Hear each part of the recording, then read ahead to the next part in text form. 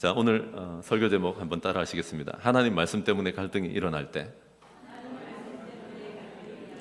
한번 더 하실까요? 하나님 말씀 때문에 갈등이 일어날 때. 네, 여러분, 하나님 말씀을 들으면 바로 기대가 되고, 오늘부터 하나님이 진짜 뭔가 하실 거야, 이런 기대가 될 때가 있습니다. 예를 들면 지난주에 예수님께서 누구든지 보편적으로 어떤 상황이라도 상관없다, 누구든지 내게로 와서 마셔라. 목마른 사람은 누구라도 괜찮다. 그러면 즉시로, 제가 말했잖아요, 즉시로 하나님께서 일하기 시작할 거라고. 그런데 우리는 우리 목 축이는 것만 생각했는데 하나님의 기대는 뭐라고요? 우리 배에서 이 욕망과 탐욕과 무절제한 이 우리 배에서 생수의 강물이 그냥 흘러넘쳐가지고, 강은 자기를 위해서만 존재하지 않잖아요.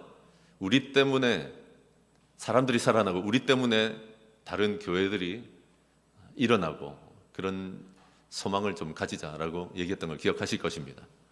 그래서 여러분, 요즘 우리 컨디션이 좋아가지고 하나님 말씀에 대한 기대가 넘치거나, 아니면 너무 힘들어가지고 지금 하나님의 말씀을 정말 목을 쭉 빼고 들을 때 하나님의 말씀이 진짜 잘 역사합니다. 그리고 한참 뒤에 역사하는 말씀도 있지만 대부분은 잘 보시면 이 말씀을 딱 붙들고 문을 나서는 순간부터 주님이 일하기 시작하실 때가 많습니다. 아멘이십니까? 그러므로 기왕에 예배로 나왔는데 하나님을 만나고 하나님의 말씀을, 하나님이 이렇게 말씀하시는구나 하는 것을 경험하시고 돌아가실 수 있기를 바랍니다. 항상 그러냐고 묻는다면 그렇진 않죠. 우리가 사는 게 팍팍하고 마음이 굳어지면, 돌덩이처럼 무거워지고 굳어지면 하나님 말씀이 선포되고 있어도요, 안 들립니다. 여러분, 하나님 말씀 들리세요 요새? 그게 전혀 안 들릴 때가 있어요. 그냥 멍하고 목사님 뭐 떠드는가 보다 하고 이렇게 들어왔다가 나가고, 이게 아니라 팅 하고 튕겨나가요. 안 들려. 그거 진짜 비참한 거예요 사실. 내가 안 듣는다고 생각하는데 그렇지는 않아요. 딱 그것만 있는 게 아니에요. 너무 피곤하거나 마음이 딱딱해져 굳어 있거나, 아니면 마귀가 방해를 하거나 해서 하나님 말씀을 전혀 듣지 못하게 할 때가 있습니다.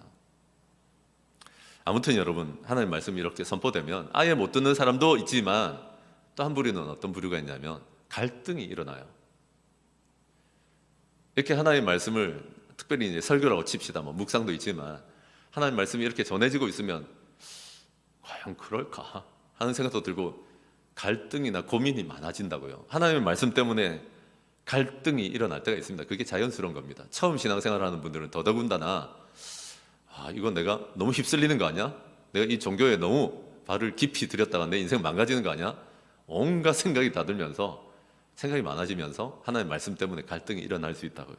그럴 때 하나님 말씀 때문에 갈등이 아니라 하나님 말씀을 경험하고 하나님 말씀 때문에 능력과 사랑과 지혜가 체험되려면 어떻게 해야 될까? 하나님 말씀 때문에 갈등하는 게 아니라 하나님 말씀을 경험하려면 어떻게 해야 될까? 한 3가지 정도 오늘 나누려고 합니다. 첫째로 한번 따라합시다. 순간을 붙잡는 내공이 있어야 합니다. 너무 길죠? 순간을 붙잡는 내공이 있어야 합니다. 한번 더 합시다. 순간을 붙잡는 내공이 있어야 합니다. 여러분, 예수님을 직접 만나면 기분이 어떻겠어요? 저도 엄청 존경하던 분을 이번 주에 만나고 돌아왔지만, 지난주에 만나고 돌아왔지만, 직접 예수님을 만나면 어떻게 해서 얼어붙지 않겠습니까? 약간 예수님을 직접 만났습니다. 오늘 성경을 보니까 예수님이 직접 아랫배에 힘을 꽉 주고 허리가 끊어질 정도로 소리를 쳤습니다. 사람이 소리를 계속 지르고 치면 허리가 끊어질 듯이 그런 느낌 뚝 하고 오는 거 아세요? 우리 예수님이 이것만큼은 반드시 알아야 된다 하고 사람들에게 목마르면 나에게 오면 된다라고 그렇게 소리를 치셨습니다. 그럴 때 사람들의 반응이 어땠을 것 같습니까? 그냥 막 환호하고 여러와 같이 성원하고 좋았을 까요? 분위기 좋고 그랬을까요? 아닙니다. 오늘 읽었던 43절에 보시면 예수님의 말씀 때문에 쟁론이 일어났다고 합니다. 쟁론이 뭡니까? 쉽게 말해서 말싸움, 갈라치기, 분열이 일어났다는 얘기입니다. 괜히 무리들 잘 있는데 가가지고, 사람들이 있는데 가서 예수님이 막 말씀을 전했더니 뭐가 일어났다고요? 변화와 막 열매가 맺히고 막 사람들이 인생이 뒤바뀌고, 이렇게 말하지 않고 쟁론이 일어났다고 합니다.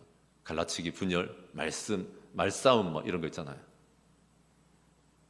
물론 여러분, 예수님 말씀을 듣고 예수님을 좋게 보는 소수의 사람들이 있었습니다. 그래서 어떤 사람들은 오늘 읽어보니까 와, 이 말씀을 들어보니까 예수님은 선지자다. 야. 보통 사람 아니고 선지자다, 선지자. 뿐만 아니라 야, 이 말씀 들어보니까 이분은 하나님 보내신 구원자라. 좀 고급진 표현으로 그리스도라고 하잖아요. 이분 그리스도다, 구원자다, 메시아다. 그런 좋은 분위기가 있었습니다. 아주 긍정적으로 얘기하고 있습니다. 예수님의 말씀을 듣고 야, 저분 보통 아니야, 선지자고 그리스도야. 그러나 대부분의 사람들은 아주 부정적으로 예수님께 대해서 얘기했습니다. 예수님이 아무리 고래고래 소리를 지르고 외쳐도, 진심으로 사역을 해도 여러분 진심으로 사역하고 계시거든요. 어떤 이들은, 대부분의 사람들은 뭐라고 했냐면 야, 하나님의 보내신 구원자라고 웃기지 마라. 어떻게 갈릴리에서 구원자가 나오냐. 항상 보면 여러분 요 몇 주간에 걸쳐서 보시면 성경이 굉장히 지역차별적인 발언에 대해서 죄로 여기고 아주 그냥 이런 사람들을 주목해서 얘기하고 있다는 거 아시겠어요? 예수 믿는 사람들은 지역에 대해서 함부로 말하는 사람들은 아닙니다. 근데 이 사람들은 뻑 하면 이 얘기를 해. 예수님에 대해서 뭐라고 하는가 하면 갈릴리에서 무슨 선지자가 나오냐. 그리고 성경을 들이대면서 뭐라고 하는가 하면 다윗의 씨로 나타나야 된다, 태어나야 된다. 그리고 다윗 살던 그 마을 베들레헴에서 태어나야 된다. 다윗의 자손이라야 되고 다윗이 자랐던 그 베들레헴 출신이라야 된다고 안 했냐. 그러니까 저 사람 아니지, 갈릴리 출신인데다가 영 질이 안 돼 라고 하고는 예수님을 웃기게 생각했습니다. 예수님은 꽝이다, 아니다. 그래서 여러분 보시면 예수님을 지금 부정하고 있는 대부분의 사람들은 순간을 붙잡는 내공이 좀 부족해 보입니다. 또 한 가지는 이제 반박을 할 거면 좀 제대로 하든지, 진지함이 결여되어 있습니다. 진지함이 좀 없어요. 여러분 사람들 되게 진지한 거 아세요? 해퍼 보이고 가벼워 보이지만 여러분 우리는 뭐에 진지합니까? 돈에 대해서 진지하잖아요. 우리 얼마나 돈에 대해서 진지하고 주택에 대해서 진지한지. 또 뭐에 진지합니까? 노는데 진지한 분들 계셔. 우와, 텐트를 1,500만 원짜리 텐트를 샀다가 이거 감당이 안 돼가지고 중고로 내놨더만요. 하여튼간 노는데 진지한 분들 계셔. 우리 대충 가가지고 그냥 그 개구리 발 담그고 그냥 놀다 오면 되잖아요. 요새 젊은이들은 안 그래. MZ 세대들은요 한 1,500만 원짜리 사야 돼. 그래야 텐트야. 집도 비교를 하지만 놀러가서 옆에 텐트에서 뭐 갖고 있는지 이게 중요해. 우리는 어떻게 해요? 버너 하나 들고 냄비에다 끓이잖아요. 우린 아무 상관없잖아. 네, 그러면 안 된대. 진지해 이 사람들은. 하여튼 간에 돈 버는데 진지하고 쓸데없이 노는데 진지하고 술 마시고 뭐 내가 하고 싶은 데는 진지한데 하나님께 진지하지 않아요. 우리 예수님에 대해서 진지하지 않아. 한꺼풀만 뻗겨 놓으면, 한 번만, 한 걸음만 더 들어가서 물어보면 예수님이 하나님의 아들이신 거 알 텐데 그걸 안 들어가네. 모든 것이 진지하면서 예수님에 대해서는 얄팍해. 그래서 여러분 예수님 족보상 다윗의 자손이어야 되는데 아니라 그러고 예수님이 베들레헴 출신 아니라 그러잖아요. 이런 단순한 사람들이 있나. 예수님은요 자라난 곳이 위쪽 갈릴리 지방이지 태어나신 곳은 베들레헴 맞습니다. 예수님은 룻기를 봐서도 아시겠지만 예수님의 조상은요 다윗입니다. 다윗이 있습니다. 아니 진지하게 조금만 파고 들어가 보면 예수님 이거 맞네, 베들레헴 출신이 맞고 다윗의 자손 맞네.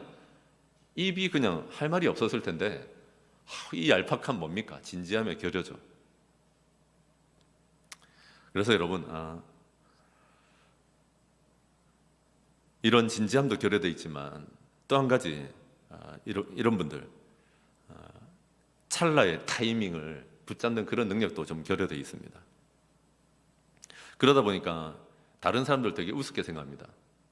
단순해 보이거든요. 나는 얄팍하지만 얄팍하지 않은 척하면서 다른 사람들은 굉장히 단순해 보이는 거죠. 방금 예수님을 그리스도라 그러고 선지자라 하는 사람들은 배경 지식도 별로 없고 편견도 별로 없이 여러분 그냥 단순하게 잘 믿는 사람들이거든요. 이런 분들 단순하고 뭐 무지해서 그런 게 아니라 사실은 이런 분들이 순간을 포착하는 내공이 있어요. 인생을 보시면 예수를 안 믿어도 이런 분들이 있어요. 이 순간에는 이분은 보통 사람 아닌데, 우리가 사람과 사람을 오래 만나본 사람들은, 영업을 오래 한 사람들이나 저처럼 목사를 오래 한 사람들은, 죄송한 얘기인데 앉아서요 한 30분만 얘기해 보면 그 사람 알아요. 제가 사람들을 상대한 지가 25년이 넘었잖아요. 사람들 앉아서 하는 일이 사람들 얘기를 듣고 사람들의 인생을 쭉 이렇게 관망하는 거잖아요. 그래서 여러분, 이런 분들이 뭘 몰라서 휘둘리는 줄 알지만, 단순한 것 같지만 그렇지 않습니다. 순간을 포착하는 내공이 있는 겁니다. 그래서 여러분, 신앙생활을 결심하는 분들, 다 설명할 수는 없지만 교회에 뭐 있구나, 교회에 뭐가 있습니까? 우리가 보기엔 거기서 거기인 것 같은데, 예배에 뭐가 있습니까? 그런데 여기 뭐 있구나 하는 생각을 가지고 내가 여기에 신앙생활을 한번 해봐야겠다 결심을 한다든지, 신앙생활을 이 정도로 하면 안 되겠다, 내가 하나님 한번 만나봐야겠다, 이런 순간적인 결심을 하는 건 대단한 내공에서 나오는 것 같습니다. 그게 바로 은혜입니다. 누구보다도 순간을 예민하게 붙잡는 그런 능력 말입니다. 그런 은혜를 하나님 주시기를 바랍니다. 정상급 경영자들을 보시면 물론 그렇습니다. 전략과 계획이 치밀하고 탁월합니다. 근데 여러분, 그것만 있을 것 같습니까? 사업을 하고 또 경영을 하고 있는 사람들이 치밀하게 계획하고 준비하는 것만 있을 것 같습니까? 아닙니다. 살짝 스쳐 지나가는 어떤 기회가 있습니다. 절대로 잡아서는 안 되는 기회도 있고, 이건 손대면 큰일 나요. 예를 들자면 마누라한테 사기치는 놈하고는 절대 동업하면 안 된다고 제가 자주 얘기했던 거 기억나시죠? 몰라요? 아내를 속여 먹는 사람하고는 절대로 일 같이 하면 안 됩니다. 그런 사람들이 무슨 제안을 하면 일단 접어놔야 됩니다.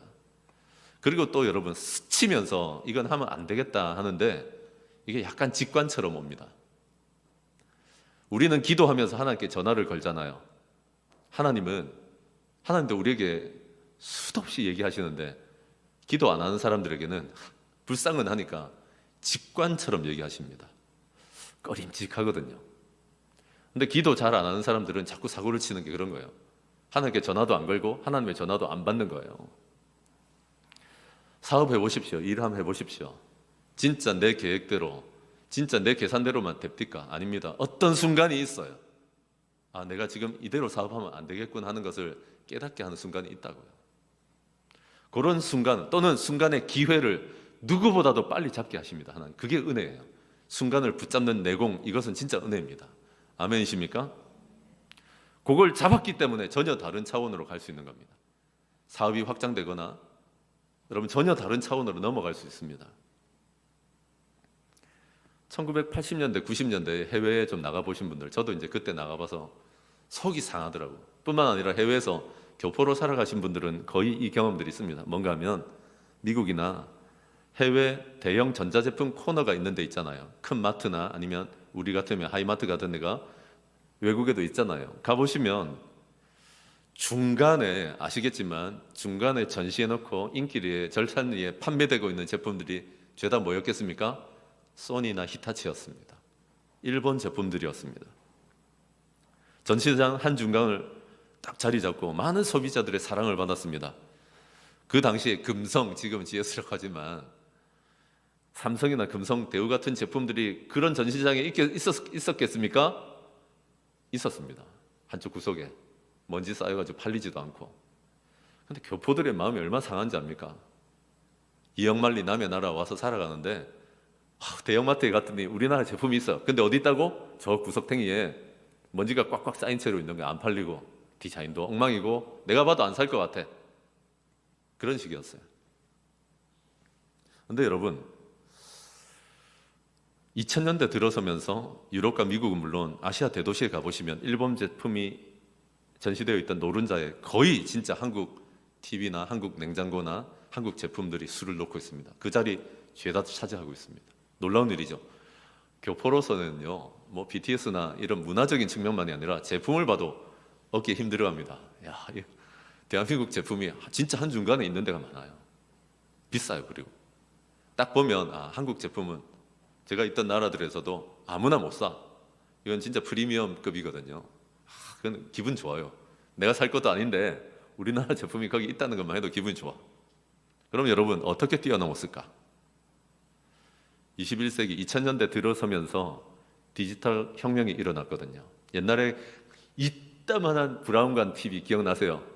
앞뒤로 이만큼 두껍고 이런 TV를 아날로그 TV라고 합니다.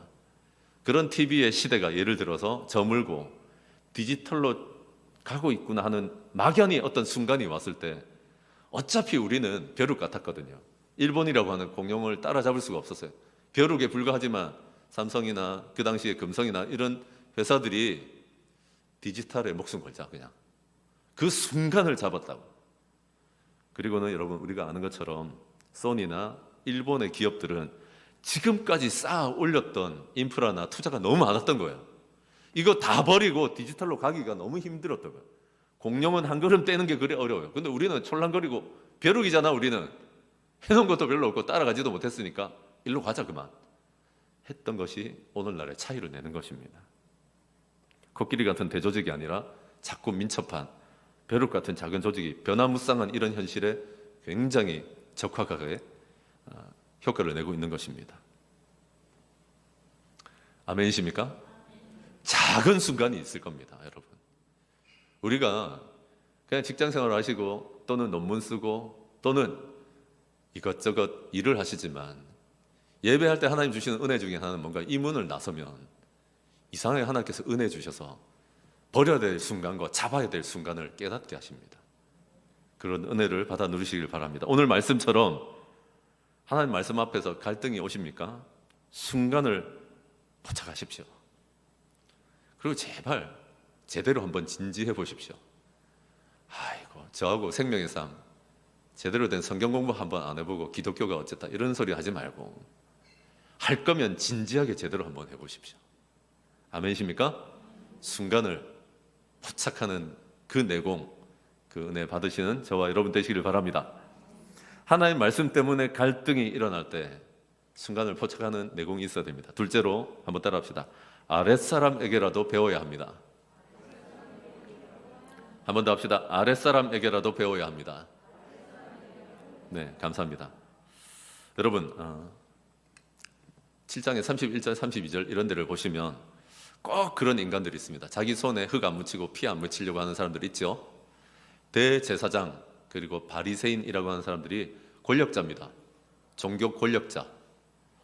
이 사람들이 예수가 진짜 싫었어요. 첫째, 우리가 목숨처럼 여기는 오늘날로 치자면 주일 성수 같은 건데 안식일을 자꾸 예수님이 건드리는 거예요. 안식일 날 병든 사람 고쳐주고 우리 같으면 이해되잖아요.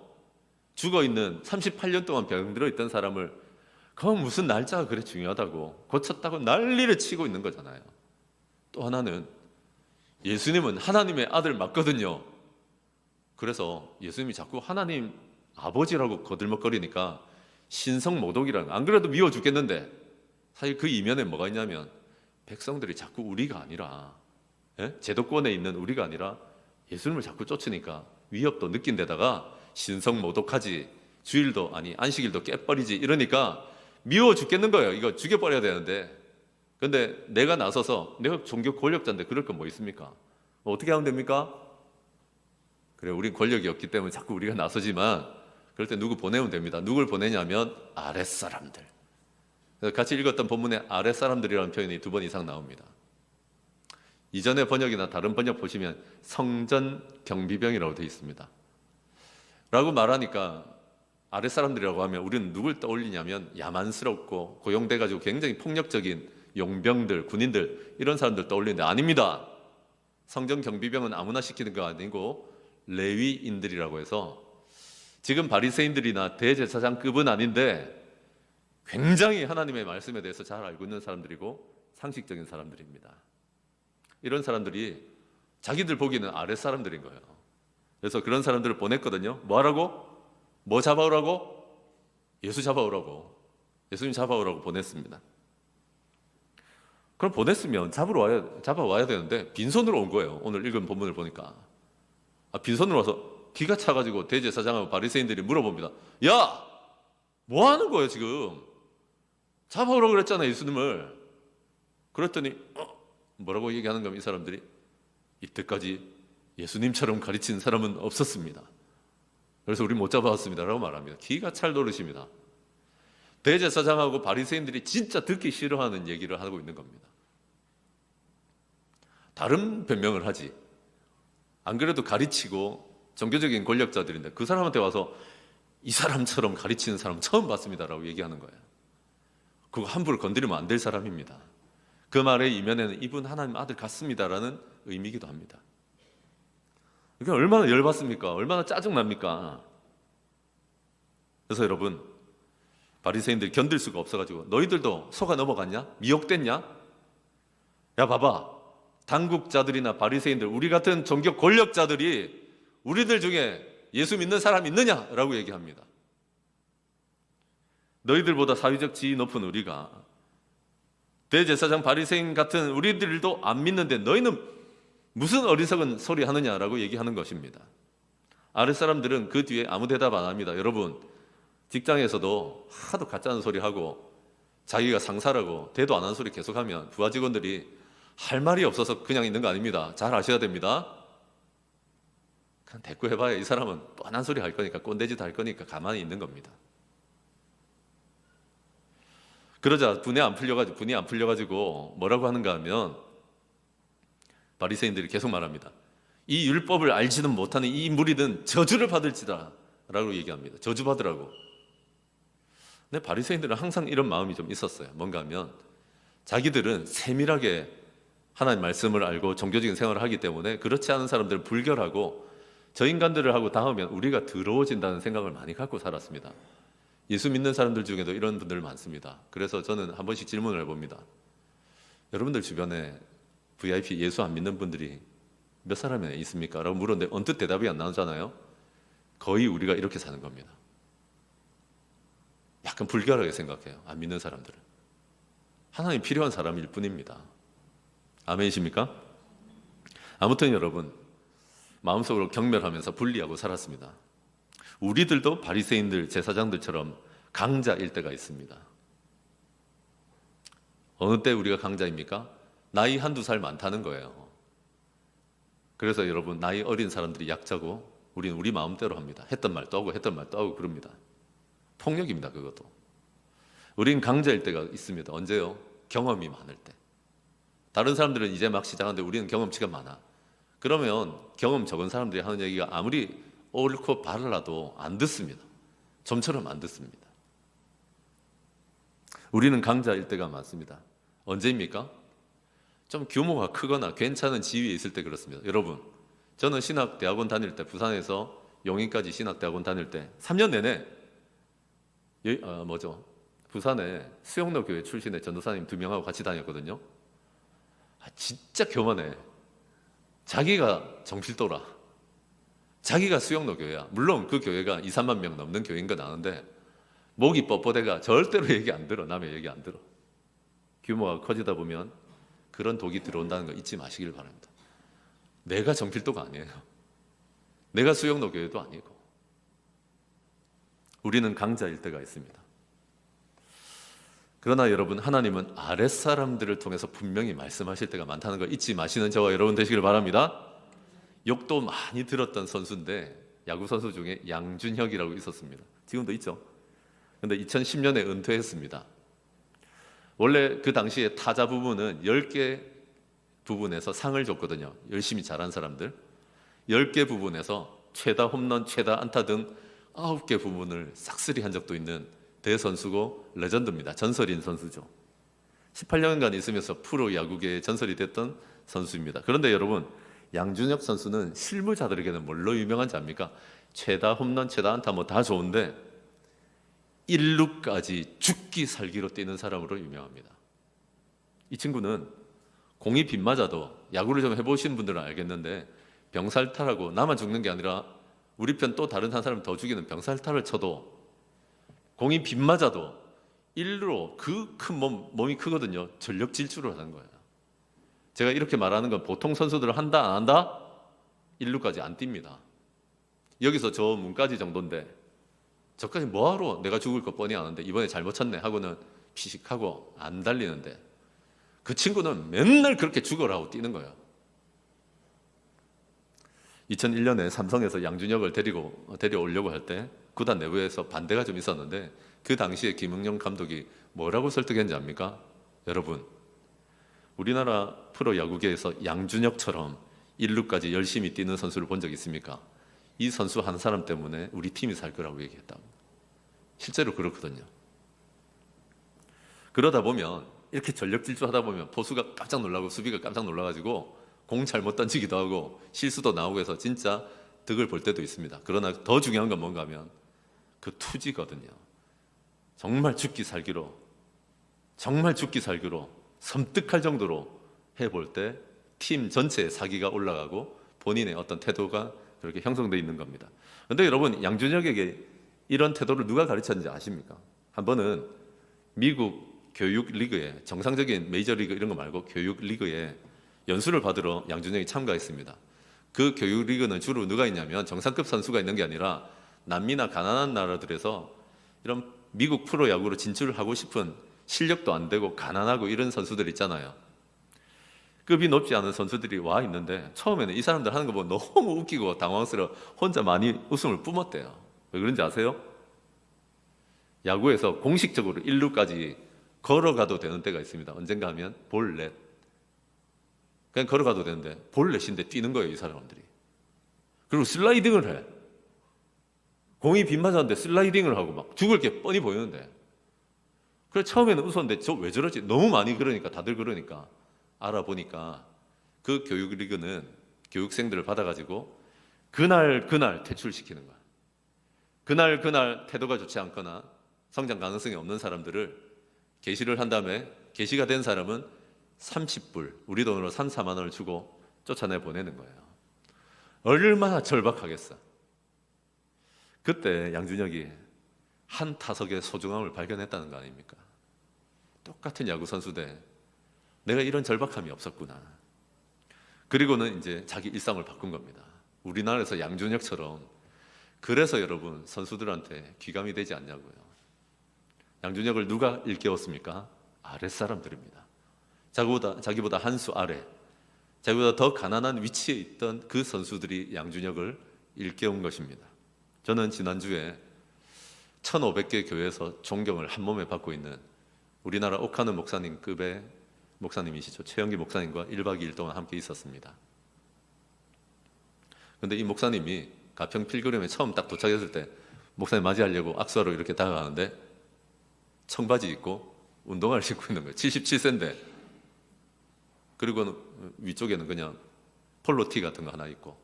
그게 너무 신선했어요. 또 한 가지는 뭔가 하면 우리끼리 이제 같이 단톡방이 있거든요. 단톡방에서 사진 다 같이 묶어서 보내기를 하고 있었는데 목사님이 그걸 딱 보시더니 진지하게 이 기능 어떻게 쓰는지를 물으시더라고요. 자기는 아이폰인데 아이폰이라서 안 되는 줄 알았대. 그래서 사진 묶어 보내고 콜라주라고 하는 기능이 있는데 아세요? 약간 액자 같은 데 넣는 기능이 있어요. 그럼 77세인데 배우시더라고. 나 진짜 옆에서 존경이 가더라고. 여러분, 죄송한 얘기인데 여러분 77세가 되면 배우시겠습니까? 기능 말입니다. 기술. 가정교회를 30년 동안 하시면서 책도 내고 방송에서도 얼마나 많이 이분 한번 모시려고 난린데, 그런 전설적인 영적인 어르신인데 사진 묶어 보내기를 배우더라니까요. 하나님이 그냥 쓰시는 게 아니에요. 죄송한 얘기인데 어떤 사람들을 만나보면 이미 늙었어. 30, 40대인데 이미 70대라. 7, 80이라도 사진 묶어 보내기를 아랫사람에게 배울 수 있다면 하나님은 일생을 들어 사용하십니다. 아멘이십니까? 그런데 어떻게 나이 30, 40밖에 50밖에 안 됐는데 벌써 늙었어. 죄다 늙었어. 그냥 마음이 늙은 거예요. 이미. 아랫사람들, 나이 젊은 사람들을 통해서 배울 수 없다면 그게 뭡니까? 하나님 말씀 앞에서 뻔히 하나님 말씀이지 않은데 왜 갈등하십니까? 아랫사람들 통해서 들으니까. 그러지 마시길 바랍니다. 아멘이십니까? 그러면 하나님 말씀 때문에 갈등이 일어날 때 어떻게 됩니까? 첫째는 그 순간을 잡을 수 있는 내공이 있어야 됩니다. 또 한 가지, 아랫사람들에게 배울 수 있어야 됩니다. 아랫사람들에게조차라도. 마지막으로 한번 따라합시다. 인신공격을 넘어서야 됩니다. 좌우에 한 번 더 하실까요? 좌우를 바라보시면서 인신공격을 넘어서야 됩니다. 임신이 아닙니다. 인신공격입니다. 인신공격을 넘어서야 됩니다. 괜히 내 주변의 일들을 가지고 공격하고 이러는 거 있잖아요. 아랫 사람들한테 저주를 퍼붓고 비난을 퍼부으면서 당국자들과 바리새인들 중에 예수 믿는 자가 있더냐? 불호령을 막 치고 비난하고 막 그럽니다. 근데 굉장히 무안했을 것 같아요. 왜 그런지 아세요? 갑자기 한 명이 튀어나옵니다. 야, 우리 중에 누가 예수님 믿는 사람이 있더냐? 이런데 갑자기 한 명이 툭 튀어나와서, 근데 말이지, 우리 율법에는 절차라고 하는 절차 정의가 있는데 어떻게 예수님 얘기를 다 조사해보지도 않고 이러느냐라고 니고데모라는 사람이 나와서 대듭니다. 니고데모는 종교 권력자입니다. 사내들인 공회 회원인데 우리로 치자면, 정치적으로 보자면 국회의원쯤에 해당되고 그 당시에 굉장한 권력자입니다. 근데 여러분 기억나세요? 전에 요한복음 할 때 니고데모가 언제 예수님 한번 찾아왔죠? 낮에? 밤에. 자기 지위 다 잃을까 봐 약간 염려는 했지만 밤에 예수님 한번 찾아온 적이 있잖아요. 그 니고데모는 예수님이 하나님의 아들인 걸 알았거든요. 근데 이제 대놓고는 예수 믿는다 아직 말을 못하지만, 그래서 요한복음의 말미에 가면 니고데모가 더 과감해지는 장면이 나옵니다. 얼마나 무안했겠어요. 당국자 중에 예수님께 호의적이고 믿는 사람이 있더냐? 하고 내가 튀어나온 거예요. 튀어나와서 왜 우리는 절차적인 정의를 지키지 않냐라고 얘기합니다. 좀 조사해봐야지. 조사해보고 예수님이 아니면 물리치더라도 기면 받아들여야 되는 거 아니냐라고 얘기합니다. 왜 이렇게 성급하냐? 그랬더니 말은 맞거든요. 그러면 좀 인정해야지. 인정 안 하고 뭐라고 합니까? 인신공격합니다. 야, 왜 너도 갈릴리에서 왔니? 또 출신을 가지고. 하여튼간 이 인간들은, 하여튼 이런 사람들 찾아보면 자기 출신이 이상합니다. 너 갈릴리 출신이지, 이렇게 말하는 거예요. 그리고는 갈릴리에서는 선지자가 나온 적이 없어 라고 말합니다. 무식하게.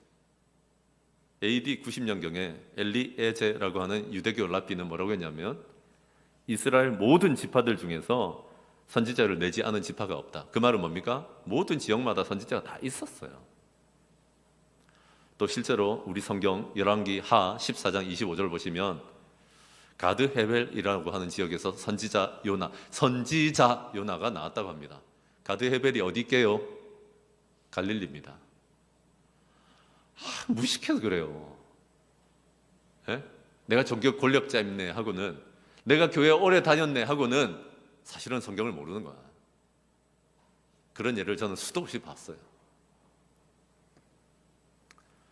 똑똑한 척하지만 지난 2000년 기독교 역사, 기독교 복음의 역사를 보시면 교회에는 항상 세상의 지혜나 출신 가문이 지위가 높았던 사람들이 많지 않았습니다.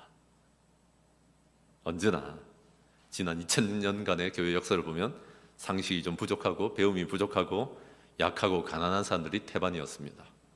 하나님은 언제든지 약한 사람, 어리석은 사람, 무지하고 멸시받는 사람들을 택하시는 경향이 있습니다. 그럼 여러분 학력이 있고 사회적 지위가 있으면 안 쓰십니까? 그런 사람들 중에 어리석기로 작정하고 주를 위하여 가난하기로 작정하며 쓰십니다. 이거 꼭 아셔야 됩니다. 하나님은 학력이 그렇게 필요한 분이 아닙니다. 하나님은 돈이 그렇게 아쉬운 분이 아닙니다. 작정하시면 뭘 못하시겠습니까? 그래서 여러분 이성적으로 논리적으로 안 되면 인정할 줄도 알아야 되는데 지역차별적인 발언이나 하고 있고, 예수 믿는 사람들은 경상도니 전라도니 서울내기가 어쩌니 충청도가 어떠니 그거 진짜 예수 안 믿는 겁니다. 요한복음에 몇 차례나 나오고 있잖아요. 지역차별적인 발언. 우리도 끊임없이 뿌리에 그런 게 좀 있어요. 흑인들 우습게 생각하고 경상도, 전라도 아니면 서울내기 아니면 충청도, 진짜 이렇게 살지 말자고. 할렐루야. 그러다 안 되니까 지역차별적인 발언하고 니고데모의 신상을 공격하는 거, 인신 공격하는 겁니다. 그러면 니고데모 같은 사람들 뭘 꼭 생각하셔야 되는가 하면, 하나님 말씀 때문에 갈등이 일어나는 것 중에 하나는 뭔가 하면, 내가 괜히 하나님 말씀을 붙들고 살려고 하다 보니까 이런 인신 공격을 당하고 또는 영적인 공격을 당하는구나, 분별할 줄 알아야 됩니다. 이런 공격이 전혀 없다고는 할 수 없습니다. 너도 갈릴리에서 왔지. 너 갈릴리 출신이지. 네가 뭘 안다고, 이런 식입니다. 이런 니고데모를 통해서 제가 몇 가지 마지막 당부를 좀 드리고 싶습니다. 첫째, 뭔가 하면 니고데모를 딱 보면 밤에라도 좋아요. 단 한 번만 의미 있게라도 예수님께 찾아온 사람은 그 뒤가 다릅니다. 그래서 한 번만이라도 예수님을 만나는 게 이렇게 중요합니다. 나중에 더 큰 일을 합니다, 이런 사람들이. 그래서 여러분, 주일 학교 이제 성경학교 하잖아요. 이제 2박 3일은 자지는 않지만, 주일학교 성경학교 우리는 그냥 힘들고 여름에 뭐 이런 일을 하나 그러는데, 아이들은요, 그 여름 성경학교 중에 많은 얘기들 들어보면 어느 순간에 예수님 만났다고 하는 지점이 있어요. 그리고 그 예수님 만났다는 얘기만큼 많이 나오는 얘기가 뭔지 아세요? 그때 우리 교사 선생님 중에 한 분이 나한테 이렇게 말해줬어. 이걸 평생 간직하고 있더라고요. 여러분, 저도 초등학교 2학년 때 이종무 선생님이 공부도 하나도 못하고 아무 소망도 없는 저의 통신표에다가 상상력이 뛰어난 아이입니다. 여러분, 제가 거의 40년 가까이가 지나도 안 잊고 있어. 교사 선생님들은 생각을 잘 하셔야 돼. 뭘 많이 가르치려고 그러는데 한 방만 있으면 돼. 한 방. 한 번만 예수님을 만나면 그 뒤가 좀 달라져요. 제가 아는 한 교회에 카페가 있는데, 그 카페에 이제 목녀님이 이렇게 카페에서 이렇게 커피도 이렇게 내다 주고 이렇게 합니다.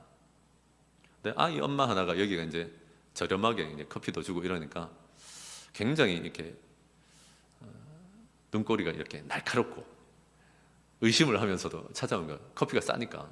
자기 아이를 데리고도 자주 왔는데, 이 사람이요, 법륜스님 강의도 듣고 반야신경을 따로 우리 성경 공부하듯이 따로 공부도 하고 이런 사람이라. 그리고는 저 여기 딱 보니까 교회와 상관이 있는 사람이고 저 사람 조심해야겠다라고 했는데, 그것과 상관없이 막 예수 믿고 하려고 이런 게 아니라 한 사람이기 때문에 너무너무 친절하게 대하고, 그리고 아이가 있는데 그 아이 생일까지 챙겨주고 이러면서 점점 사람에게 매력을 좀 느끼는 거예요. 이 한 사람에게. 그분이 다음 달에 세례 받습니다. 여러분, 단 한 번이라도 예수님께, 예수의 몸된 교회 또는 예수 믿는 사람을 매력적으로 한번 만난 사람은 그 뒤가 달라집니다. 아멘이십니까? 밤에라도 만나면 됩니다, 예수님을. 그럼 달라집니다, 니고데모처럼. 또 한 가지는 니고데모를 통해서 발견해야 되는 것은, 전하는 사람에게 이런 인신공격이나 모종의 공격이 있구나 하는 분별 정도는 있어야 됩니다. 마음을 산란하게 한다든지 집안이나 직장에 괜히 말이죠, 인신공격이나 모종의 공격들이 있구나 할 때가 있습니다. 예수의 말씀을 좀 들으려 치면, 예수 처음 믿는 사람들이 굉장히 두려워하는 것도 이런 거거든요. 종교를 바꾸면 무슨 영적인 공격이 있지 않을까? 없습니다. 그 비슷한 건 있는데요, 아무것도 아니에요. 그래서 처음 이렇게 조용혁 집사님 같은 경우에 이제 두 분이 오셨으면 두 분을 위해서 기도 많이 하셔야 됩니다. 새벽에 만날 수 있기를 바랍니다. 그냥 하는 소리가 아니라 예수 영접하고 세례 받을 때까지는 흔들릴 수 있어요. 인신공격 또는 마음이 산란해질 수 있다고. 그런데 여러분, 이건 축복의 신호탄입니다. 하나님께서 축복 주시려고 하는 신호탄일 뿐입니다. 아멘이십니까? 가끔 평시도 세미나나 다른 교회 섬기려고 치면 어려움들이 좀 생겼다 하는 교회들을 볼 때가 있습니다. 그것도 축복의 신호탄입니다. 제가 아는 이제 인근에 있는 한 교회에서는 평시도 세미나로 한국 교회를 섬기는 자리를 드디어 이제 마련했거든요. 그랬더니 여러분, 목녀님 중에 그렇게 건강한 줄 알았던 목녀님 한 명이 암이 걸린 거예요. 여러분, 우리끼리 아는 얘기인데 암이 어제 걸렸겠습니까? 계속 진전된 거예요, 사실. 그런데 암도 암이지만은 이제 초기 암이라 그나마 발견이 빨리 된 편인데, 안타까운 건 뭔가 하면 주택 잔금 치러야 되는데 그 돈이 지금 너무 빠듯해가지고 죽기 살기를 하고 있는데 갑자기 이 암 치료를 해야 되니까 진짜 죽을 맛인 거예요. 평시도 세미나 앞두고 이 일이 뭔가. 그래서 이제 교회가 세미나 준비도 해야 되는데 이분을 위한 기도 때문에 온전히 같이 기도하고 이러는데, 여러분, 놀라운 일이 일어났어요. 목련임이다 보니까 다른 사람들한테 잘해주고 막 이러다 보니까 거절 못하고 이러다 보니까 뭘 많이 했냐면, 뭐가 많았겠어요? 이분한테 보험. 주택 잔금 다 치렀어요. 할렐루야. 우리는 그런 생각하는 거예요. 안 걸렸다. 거짓말하지 마세요. 원래 진전되고 있었어요. 그건 오히려 초기에 잘 발견됐지. 거기다가 하나님은 주택 잔금을 다 치를 수 있는 은혜도 주신 거예요. 너무 놀라게 받았대요. 제가 하는 얘기는 뭡니까? 주일 여름 성경학교가 준비되고 있습니다. 교회 밤에 율동 연습하러 왔더라고요. 어제 제가 주보를 뽑지를 못했어. 오전에 갔더니 여름 성경학교 준비, 오후에 갔더니 뭐 또 다른 부서. 너무 고맙더라고. 주보야 뒤에 뽑아도 되지.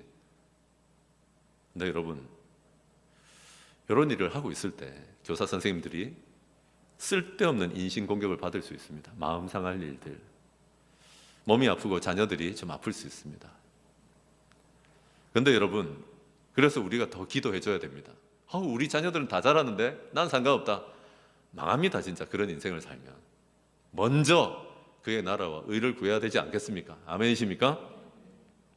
그래서 이런 인신공격 하지 마시고, 또 이들에게 어느 영적인 공격이 있을 수 있겠구나 하는 것을 분별하시고 함께 기도해 주실 때 하나님께서 그분들에게도 각별하게 보호하시고 하늘의 복으로 복 주시지만 우리에게도 놀라운 축복을 주시는 신호탄이 될 수 있다는 것을 잊지 마시는 저와 여러분 되시길 바랍니다. 마귀가 항상 그렇습니다. 처음에는 설교 듣고도 믿을 순간을 못 잡게 합니다. 못 듣게 합니다. 듣고도 갈등만 실컷 하고 말씀대로 살지 못하게 합니다. 그 다음에는 신앙생활, 종교생활을 하는 사람들한테 마구잡이로 그냥 실망하게 만듭니다. 그리고 그 다음에 가장 비열한 공격 중에 하나가 이런 인신공격하는 겁니다. 사람 낙심시키고 괜히 공격당한다고 착각하게 두렵게 하고. 여러분, 마귀하고 예수님하고 싸우면 누가 이길 것 같습니까? 근데 그걸 비등비등하게 생각하는 분들이 의외로 많다는 거 아세요? 여러분, 마귀는 예수님의 발가락에 때만도 못합니다. 어디 감히 하나님 앞에 하나님과 마귀가 막 싸워가지고 마귀가 공격하고 그래서 괜히 예수 믿어가지고 우리 집안이 웃기지 마세요. 내가 안 믿는 집에서 살아봤잖아. 이런 복을 누릴 수가 없어요. 축복의 신호탄입니다. 괜히 이상한 생각하지 마세요. 마귀는 한번 따라합시다. 발가락에 때다. 우리 하나님 발가락에 때도 안 돼. 때도 안 돼. 그런 걸 뭘 두려워할 게 있습니까? 굉장히 자존심 상하겠네, 마귀가. 그게 진리입니다. 말씀 정리하겠습니다. 여러분, 하나님 말씀 때문에 갈등과 어려움이 있을 수 있습니다. 어떻게 됩니까? 첫째, 그래도 순간을 붙드십시오. 하나님께 뭐가 있구나. 신앙생활에 뭐가 있구나. 순간을 붙드시는 내공. 또 하나님이 우리 일상의 사업에 주시는 그 순간을 제발 붙드시는 내공이 있기를 바랍니다. 둘째로, 하나님 말씀 때문에 갈등이 있을 때 아랫사람이 전했다고 해서 배척하고 그러지 마십시오. 아랫사람에게조차라도 배워야 합니다. 마지막으로, 하나님 말씀 왜 갈등합니까? 약간 인신공격 당한다고 생각하는 거예요. 걱정하지 마세요. 축복의 신호탄입니다. 아멘이십니까? 오늘 말씀을 좀 생각하시면서 내가 붙들어야 될 말씀, 헌신해야 될 말씀이 뭔가 1분 동안 정리하는 시간, 침묵하는 시간 갖겠습니다.